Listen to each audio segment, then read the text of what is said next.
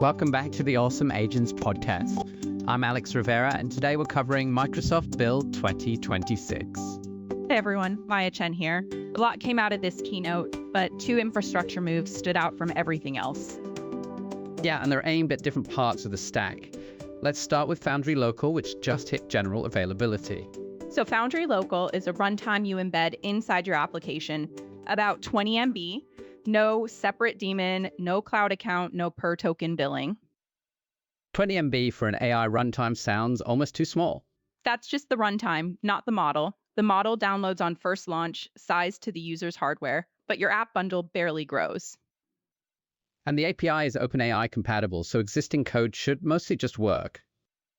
Right, point it at a local Foundry endpoint, and most OpenAI SDK code works with minimal changes. Hardware detection is automatic too. What about Linux? That's where a lot of these developers work. CPU only for now. No GPU support, no timeline announced. That's a real gap for the engineers most likely to reach for something like this. They're also making performance claims against llama.cp, 3.9x faster. That's the number, but they're comparing ONNX optimized variants against gguf files. Those aren't identical inputs. So there's a caveat on that benchmark. The architectural advantage is real though. No HTTP overhead, no separate process, no port conflicts. For embedding AI in a desktop app, it's cleaner than running a llama as a sidecar. Okay, now Polaris. This feels like the bigger business story. Polaris is Microsoft's in-house coding model, mixture of experts architecture, runs on their Maya accelerators. It replaces GPT-4 Turbo and GitHub Copilot starting August. Every Copilot subscriber just switches over. Is there an escape hatch? A 3-month fallback to GPT-4 Turbo, but only if you configure it before the cutover. After August, that option disappears. What do we actually know about how good Polaris is?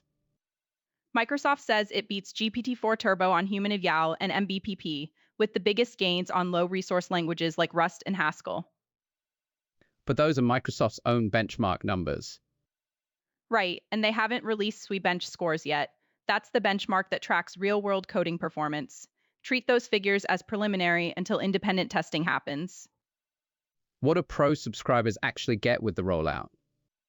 Multi-file context up to 100,000 lines, autonomous test generation without per-step confirmation, and parallel subagents in VS Code. Walk me through the parallel subagents part. An orchestrator splits the work across specialized subagents running at the same time. Linting, test generation, docs, security review, all in parallel. Results come back in a unified view. And the commercial logic here is pretty plain. Every Copilot token call was an OpenAI API call. Now it runs on Microsoft's own hardware. Right, and they haven't said whether Copilot pricing changes. Given that enterprise customers just got surprised by the token billing shift last week, that silence is notable. There is also Azure AI Foundry GA and the Windows Agent Framework from the keynote.